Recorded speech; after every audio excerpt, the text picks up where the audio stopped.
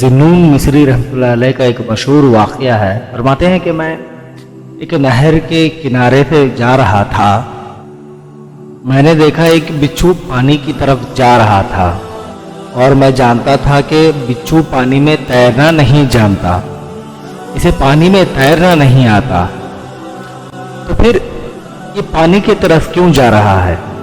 تو پھر میں نے غور کیا کہ ایک کچھوا جو ہے وہ پانی کے کنارے بیٹھا ہوا ہے، یہ بچھو گیا اس کی پیٹھ پر بیٹھ گیا۔ جب وہ بچھو کچھوے کی پیٹھ پر بیٹھ گیا تو کچھوے نے پانی میں تیرنا شروع کر دیا، اور آپ رحمۃ اللہ علیہ فرماتے ہیں کہ میں اس کے پیچھے پیچھے میں بھی گیا۔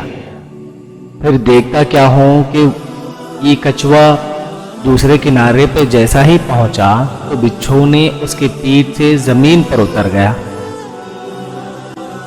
اور اس نے ایک طرف بھاگنا شروع کر دیا۔ میں بھی اس کے پیچھے جا رہا تھا۔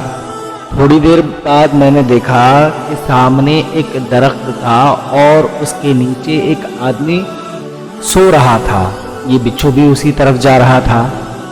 آپ رحمۃ اللہ علیہ فرماتے ہیں میں نے سوچا کہ ایک لکڑی اٹھا لیتا ہوں، اور اگر یہ بچھو اس آدمی کے قریب جاتا ہے تو میں اسے مار دیتا ہوں۔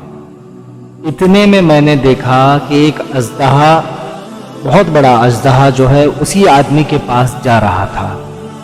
جب وہ سانپ بچھو کے قریب سے گزرنے لگا تو بچھو نے کیا کیا، اپنی دم سے اسے ڈنک مارا۔ تو بچھو اتنا زہریلا تھا کہ وہ اژدہا وہیں کا وہیں لوٹتے لوٹتے اپنی جان دے دی۔ بچھو زہریلا تھا، اس کی وجہ سے سانپ نے وہیں دم توڑ دیا، تڑپ کے وہیں مر گیا۔ پھر میں نے دیکھا بچھو پھر سے پانی کی طرف جا رہا ہے اور پانی کے قریب گیا، اور آپ رحمۃ اللہ علیہ فرماتے ہیں جیسا کہ پانی کی طرف گیا وہ کیچوا اس کے انتظار میں تھا، پانی کے قریب پہنچا اور جو ہے کیچوے کے پیٹھ پر بیٹھ گیا۔ پھر سے اس نے پانی میں تیرنا شروع کیا اور دوسرے کنارے تک اسے پہنچا دیا۔ جیسا ہی وہ دوسرے کنارے تک پہنچا تو یہ بچھو اتر کے اپنی جگہ سے وہ چلا گیا۔ آپ رحمۃ اللہ علیہ فرماتے ہیں یہ سب منظر دیکھ کے میں پریشان ہوا۔ میں نے سوچا کہ یہ ضرور کوئی اللہ کا نیک بندہ ہے، یہ کوئی اللہ کا ولی ہے، اسی لیے اللہ تعالیٰ نے ایک بچھو کو حکم دیا کہ میرا بندہ سو رہا ہے، میرا دوست سو رہا ہے، جا کر اس کی حفاظت کر۔ پھر میں نے سوچا کہ میں ان کے پاس جاتا ہوں اور اپنے لیے میں ان سے دعا کرواتا ہوں۔ آپ رحمۃ اللہ علیہ فرماتے ہیں کہ میں نے سوچا یہ کوئی بہت بڑا ولی ہے، ابھی تو ان کے ساتھ ایسا ہوا، میں چلتا ہوں ان کے پاس اور ان سے اپنے لیے دعا کرواتا ہوں۔ آپ نے اس درخت کے پاس پہنچے۔ جب میں درخت کے قریب جا کے دیکھا تو وہ ایک نوجوان تھا۔ میں محسوس کیا کہ اس کے منہ سے شراب کی بو آ رہی تھی۔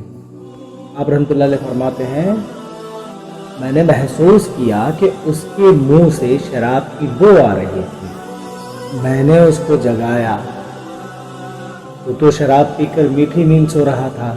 دیکھ تیرا پروردگار جاگ کر تیری حفاظت کر رہا ہے۔ اس نوجوان نے مرے ہوئے سانپ کو دیکھا تو اس کے آنکھوں سے آنسو آنے لگے۔ اس نوجوان کہنے لگا اللہ تو کتنا بڑا کریم ہے، میں کبیرہ گناہ کر کے آرام کر رہا تھا، میں تو میٹھی نیند میں تھا، لیکن تو جاگ کر میری حفاظت کرتا رہا۔ اس نے کہا اے میرے پاک پروردگار، آج سے میں کبھی بھی تیری نافرمانی نہیں کروں گا۔ اسی لیے آپ دیکھیے آج ہماری بھی یہی حالت ہے، اس شرابی کی طرح۔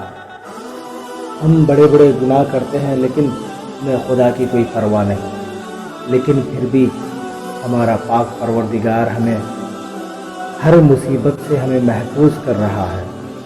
اللہ रब्बुल इज़्ज़त कभी इस तरह नहीं बोला कि मेरे बंदे तो बहुत बड़ा गुनहगार है या मैं तेरी हिफाजत नहीं करता।